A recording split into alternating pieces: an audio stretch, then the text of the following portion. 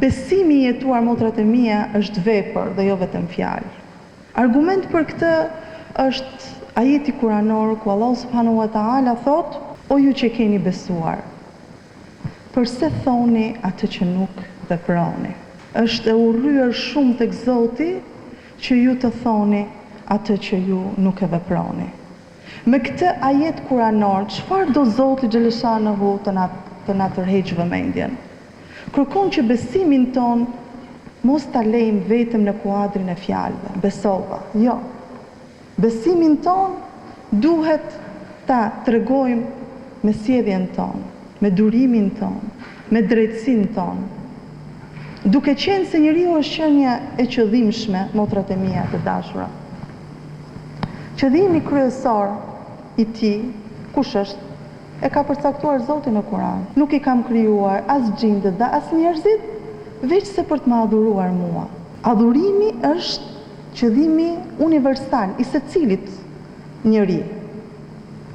Por adhurimi nuk ngelet vetëm në kufizat e kësaj xhamie.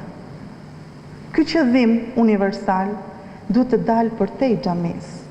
Si e manifestojmë ne këtë besim, këtë iman të kultivuar nga adhurimi dhe kryerja e detyrave dhe obligimeve tona fetare nga Zoti xhaleshanehu përtej xhamisë.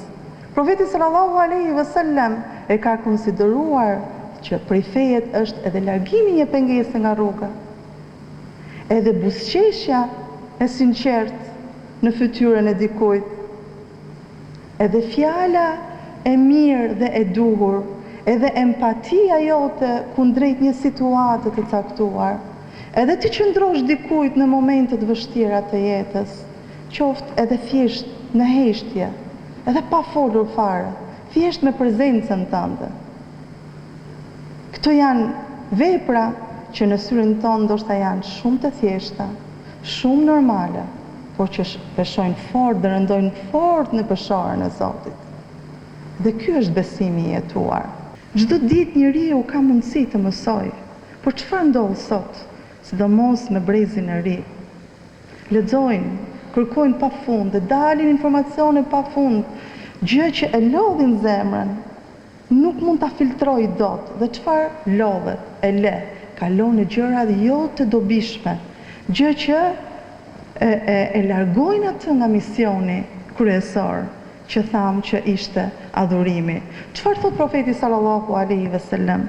Nuk do të lëvizin këmbët e njeriu ditën e gjykimit pa u pyetur për 4 gjëra. Ndërto është edhe dija, çfarë ka vepruar me të. Si thot profeti sallallahu alaihi wasallam, ku shef për jush ndonjë të keqe, le ta ndryshoj me dorën e tij. Nëse nuk mundet me dorën e tij, me fjalën e tij. Nëse nuk mundet me fjalën, me gojën e tij, atëherë me zemrën e tij, po ky është imani më i dobët.